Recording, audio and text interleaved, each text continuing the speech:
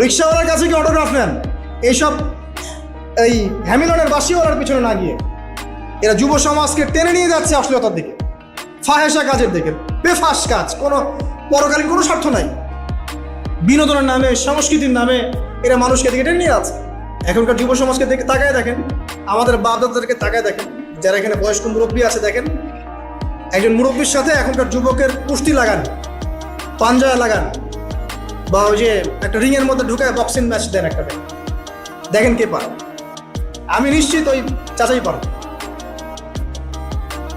আমরা নিজেরাই তো এর প্রমাণ। আমাদের বাপ দাদাদের বয়সী যারা আছেন তারা এখনো দিব্যি মাঠে কাজ করে, দেখুন 4 ঘন্টা 5 ঘন্টা 8 ঘন্টা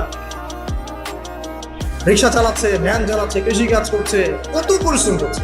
আর আমাদের যুব সমাজে তাকায় দেখেন না, আপনি চেহারাগুলো দেখেন না, চেহারাগুলো তাকায় দেখেন, চাপাগুলো বসে গেছে, খেতে দেখবেন চাপাগুলো বসে গেছে একদম, চোখগুলো ঢুকে গেছে একদম মাদক খেতে খেতে। হ্যাঁ, করতে করতে শরীর রোগা, চলতে পারে না। কথা শুনতে খারাপ লাগছে না?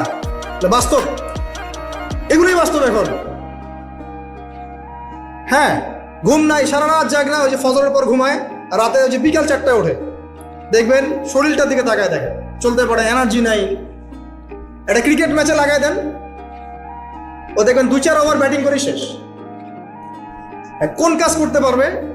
ওই মাঠের বাইরে থেকে বলতে পারবে যে আর এই খেলতে পারে না, ও অমুক খেলতে পারে না, তমুক খেলতে পারে না।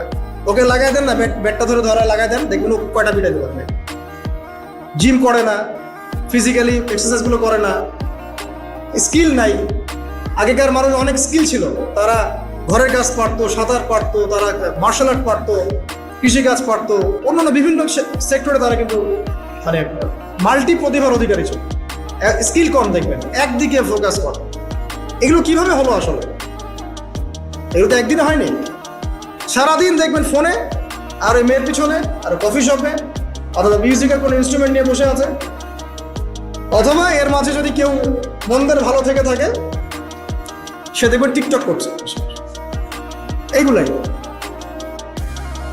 এখনকার পুরুষদের মধ্যে, এই ইয়াং জেনারেশনের মধ্যে ওই সৌর্য বীর্য গায়রতটা পাওয়া যায় না। গায়রত একটা ব্যাপার আছে, গায়রত সৌর্য বীর্য এটা নাই। এর অন্যতম একটা কারণ এটাও, এর খাদ্যাভ্যাসেরও একটা ব্যাপার আছে। ফিজিক্যালি তারা ফিট না।